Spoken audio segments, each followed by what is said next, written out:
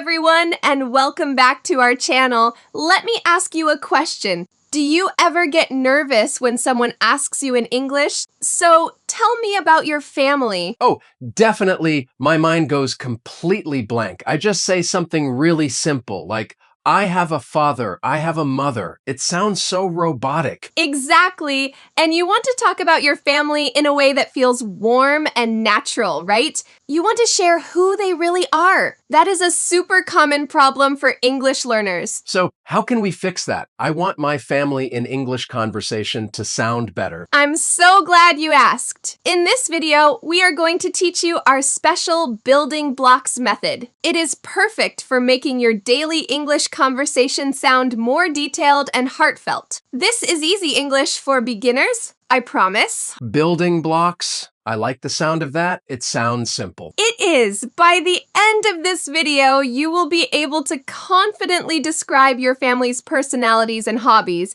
and you'll even learn how to share sweet little stories about them. You'll go from "my dad works" to "my dad is a really supportive person who loves." It will completely boost your confidence. Wow, that's the goal. So here's our roadmap for today.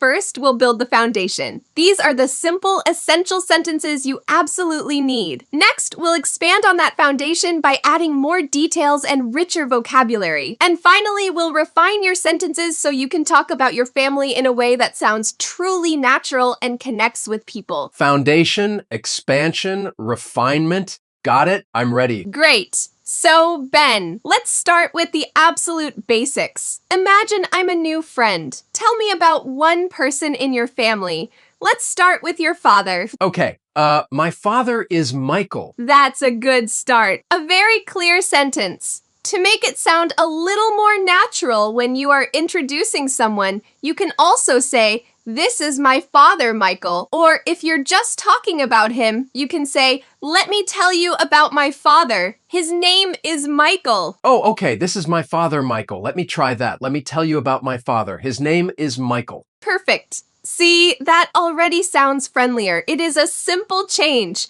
but it makes a big difference in a daily English conversation. The foundation is the relationship and the name. Simple and clear. Now, what is the next thing we usually say? His job, right? So add that to your sentence. Okay, my father, his name is Michael. His job is an engineer. Almost. That's a very common mistake for learners. In English, we don't usually say his job is a. It is more natural and much simpler to just say, he is an engineer. He is an engineer, so much easier. Exactly. Or you can say, he works as an engineer. Both are perfect. He is an engineer talks about his identity. He works as an engineer talks about his role. Let's practice. He is an engineer. Great. Now, the other way. He works as an engineer. Fantastic. Now, let us put everything from Module 3 and 4 together. Okay, let me tell you about my father. His name is Michael. He is an engineer. Wonderful. That is a solid, perfect foundation. It is clear, it is correct, and it gives the most important information. But we don't want to stop there, right? A person is more than just their name and their job. Let's add some personality. So, Ben, what is your father like? He is nice. Nice is a great word. We all love nice people, but nice is a little general. We can be more specific to make the description more interesting. For example, is he funny? Does he make people laugh? Oh, yes, all the time. He is very funny. Perfect. So you can say, he has a great sense of humor. Or for a simpler start, just he is very funny. What about helping people? Does he like to help you and your mom? Yes, he is always helping around the house or helping me with my homework. Then you could say he is very helpful or supportive. A supportive person is someone who always encourages you and helps you succeed. I like that word, supportive. He is very supportive. Excellent. One more. Does he work a lot? Is he very focused on his job? Yes, Very. He works hard. So you can say he is hard-working. Let's review those 3 words: funny, supportive, and hardworking. They give a much clearer picture than just nice, right? Yes, much clearer. So pick one that best describes your dad, and let's build our master sentence for the foundation level. Okay, let me tell you about my father. His name is Michael. He is an engineer, and he is very supportive. Ben, that is absolutely perfect. You've introduced him, said his job, and added a key personality trait. This is a fantastic foundation for how to talk about my family. We've covered name, job, and personality. What is the last piece of our foundation? What he likes to do for fun hobbies. So, Ben, what does your father do in his free time? He likes to watch football, and he reads many books. Perfect. He likes to is a great, simple way to talk about hobbies. Another easy one is he enjoys. So you could say he enjoys watching football or he enjoys reading. They mean almost the same thing. Okay, he enjoys watching football. I like that. It sounds a little more sophisticated. Exactly. It is just another great option to have. So let's practice. Tell me about his reading hobby using enjoys. He enjoys reading books. Fantastic! Now, let's add that final building block to our full description of your father. Let me tell you about my father. His name is Michael. He is an engineer. He is very supportive. He enjoys reading books. That is it. You have a complete, clear, and correct description. This is the perfect foundation. But now, are you ready to expand on it? To make it sound even more natural and connected? Yes, definitely. Right now, it sounds like a list. Sentence, sentence, sentence. You've hit on the exact point. It sounds like a list. So our first step in the expansion phase is to connect these sentences. The 2 easiest and most powerful words to do this are and but. We use and to connect similar ideas. Like, he is an engineer and he is supportive? Precisely. Those are 2 positive facts about him.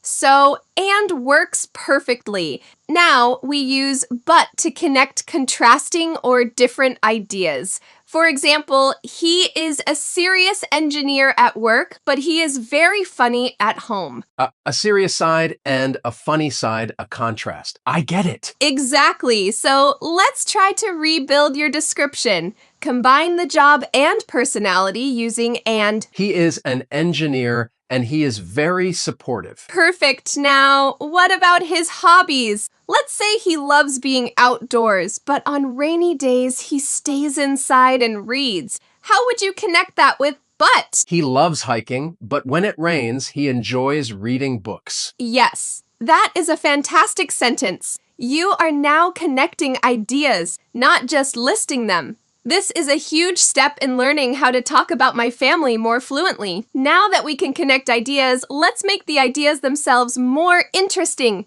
He likes is good, but we can use more passionate language. What do you mean by passionate? Well, if he doesn't just like football, but he watches every game and knows all the players, you can say, he is a big fan of football. Oh, that is perfect for him. He is a big fan of Manchester United. See, that has so much more energy. Here are a few more. If someone spends a lot of time on a hobby, you can say, he is really into. For example, he is really into photography. He is really into gardening. My dad loves his garden. Great example. And for a very strong feeling, you can use he is passionate about. For example, he is passionate about helping people. It sounds very deep and meaningful. He is passionate about history. He reads history books all the time. Wonderful. So we have a big fan of, really into, and passionate about. Let's try to upgrade your original sentence. He enjoys reading books. Okay, he is passionate about history, so he enjoys reading books about it. Ben, that is amazing.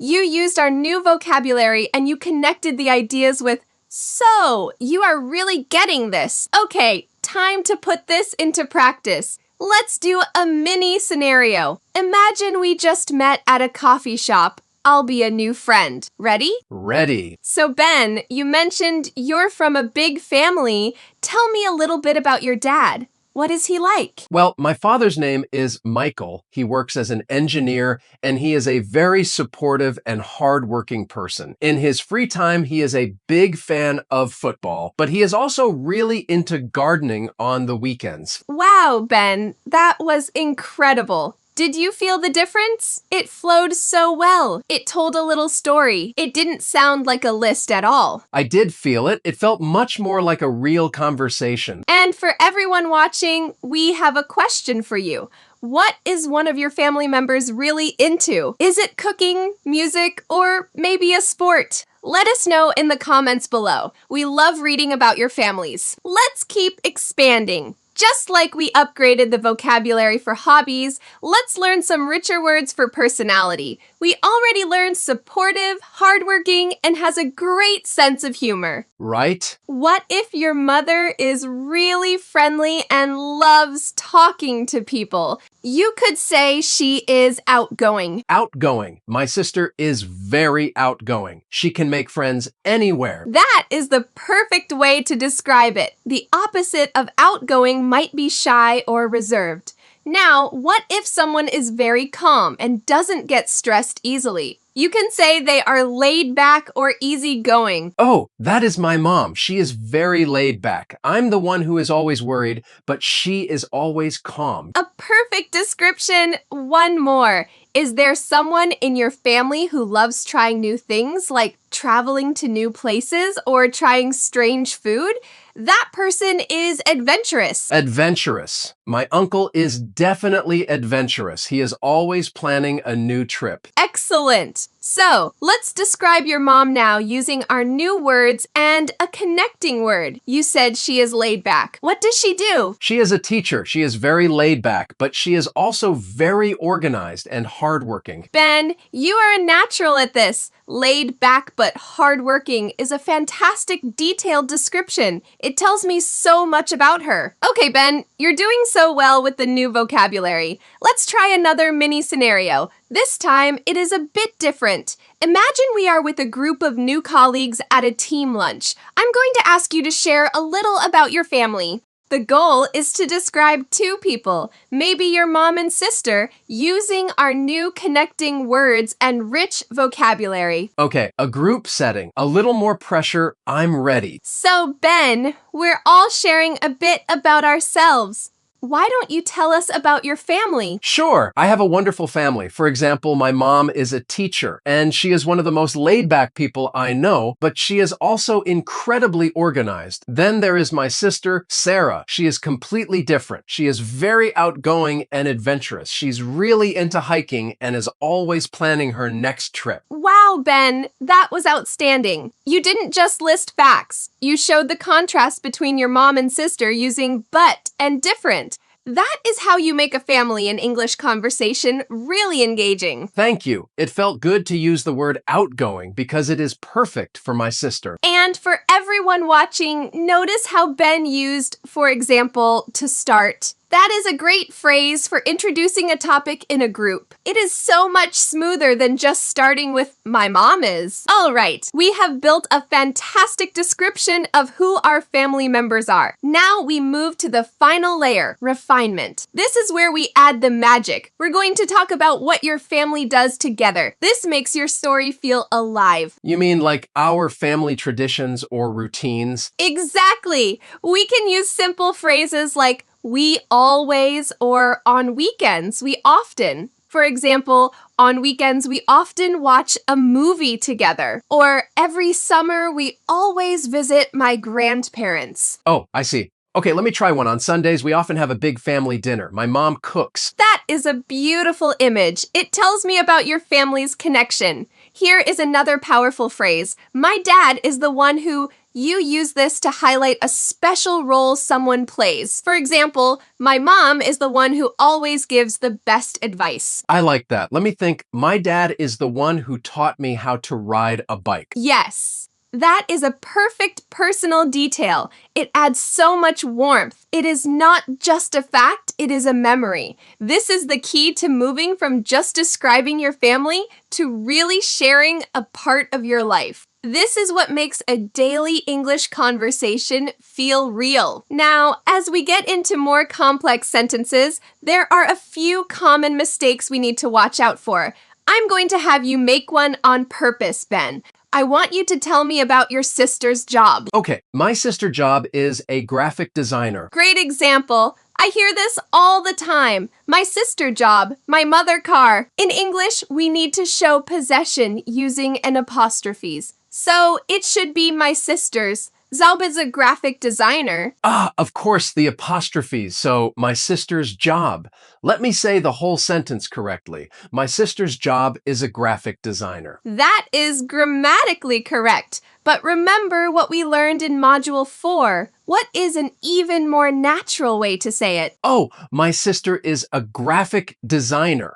Or, my sister works as a graphic designer. Bingo! It is simpler and more common. So, while my sister's job isn't wrong, my sister is often better. Let's practice with your mom. Don't use apostrophes. My mom is a teacher. Perfect. So remember to sound more natural. Say, my family member is a job title. It is a simple fix that makes a big difference. We are now at the most advanced part of our lesson, but don't worry, it is easy. We're going to supercharge your sentences. We already practiced, my dad is the one who taught me. The word who is magical. It lets us add extra information without starting a new sentence. It is like a connector, just like and but. Exactly, but it is more advanced. Instead of saying, my sister is outgoing,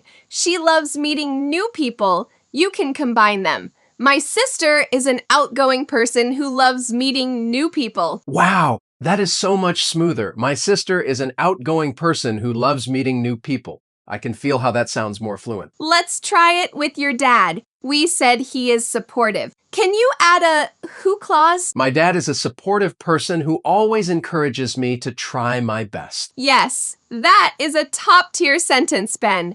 It is detailed, fluent, and full of personality. You can also use the word that for things. For example, my mom makes a pasta dish that everyone in the family loves. My dad has a garden that is full of beautiful flowers. See? You're a pro. This is how you really begin to talk about your family with detail and confidence. Okay, our final and most important point for refinement. Facts are good, details are great, but stories are what connect us. Sharing a tiny, simple memory makes your description unforgettable. That sounds hard. Do I need to tell a long story? Not at all. A single sentence is enough. You just told me, my dad is the one who taught me how to ride a bike. That is a perfect mini story. It tells me he is patient and caring without you even saying those words. Oh, I see what you mean. Let's think of one for your mom. You said she is laid back. Can you think of a short memory that shows this? Well,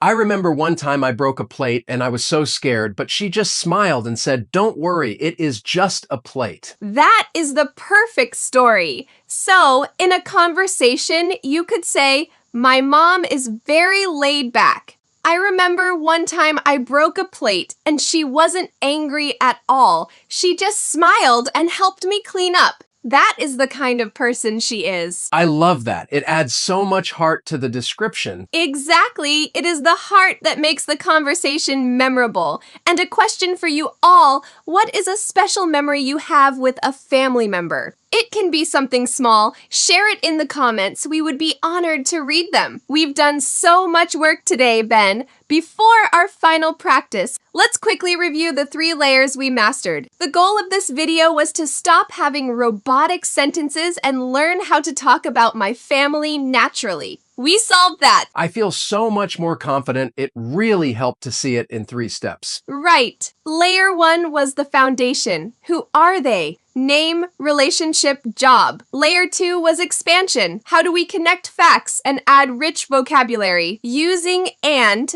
words like outgoing or passionate about. And layer 3 was refinement. How do we make it sound real and personal? Using phrases like the one who and simple stories. Foundation, expansion, refinement, got it locked in. Fantastic! Now for the ultimate test, the comprehensive drill. Imagine you are meeting your new boss for the first time, and they want to know about your personal life to break the ice. You need to introduce 2 family members and talk about the family relationship, combining everything we learned today. Use rich vocabulary and a who clause. Ready? Okay. New boss scenario. Here we go. It is a pleasure to meet you. When I talk about my family, I always start with my mother. She works as a teacher, and she is an incredibly laid-back person who rarely gets stressed. She is the one who taught me how to stay calm under pressure. My father, Michael, is quite different. He is a hardworking engineer, but he is passionate about history in his free time. On the weekends, we often all go to his garden, which is full of beautiful flowers, and just relax together. Ben, that was outstanding. You used